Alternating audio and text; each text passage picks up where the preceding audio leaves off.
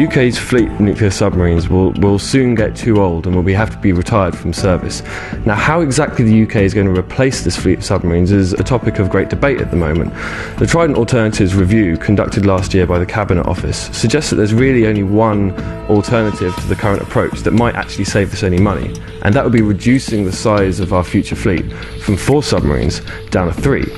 The problem with this, while it might save about £4 billion over the lifetime of the fleet, is that the UK would not have enough submarines to deploy one at sea at all times, an approach known as continuous at-sea deterrence. The current debate about the wisdom of abandoning continuous at-sea deterrence rests around 3 core issues.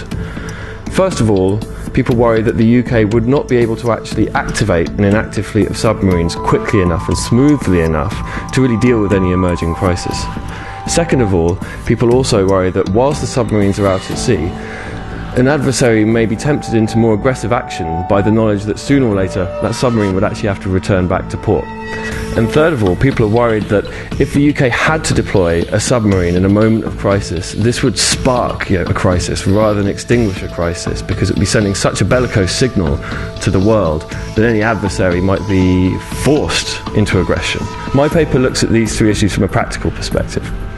First, the UK can actually take a number of small steps towards activating its nuclear submarines. It doesn't necessarily have to see a crisis and immediately activate a force and send it to sea. It can take smaller steps such as activating the reactor, mustering crews, moving the submarine from its port to the warhead facility.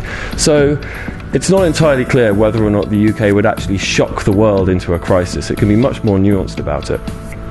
Second of all, while a small fleet of submarines may not be able to keep a continuous patrol operating in perpetuity, a fleet of 3 submarines could certainly operate for longer than any nuclear crisis that we've ever experienced to date.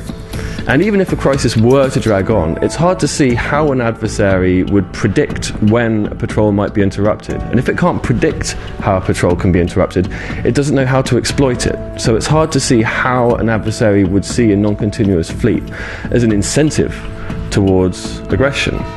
And finally, while it is certainly true that an inactive fleet of submarines is unavoidably vulnerable to a preemptive strike, no one truly believes that such a preemptive strike would appear out of the blue.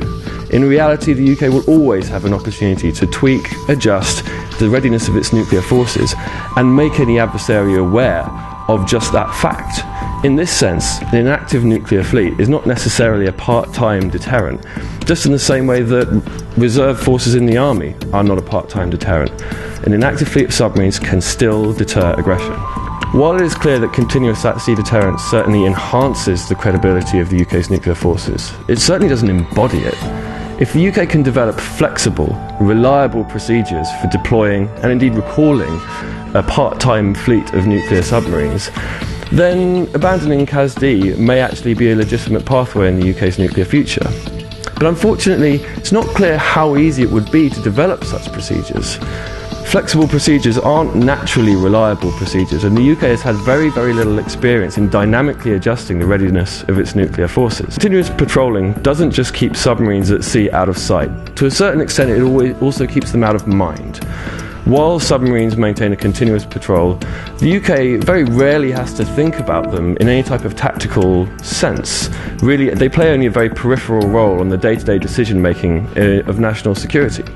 If the UK were to abandon continuous at-sea deterrent for a more flexible approach, the UK may actually be forced to think about its nuclear forces on a far more frequent basis.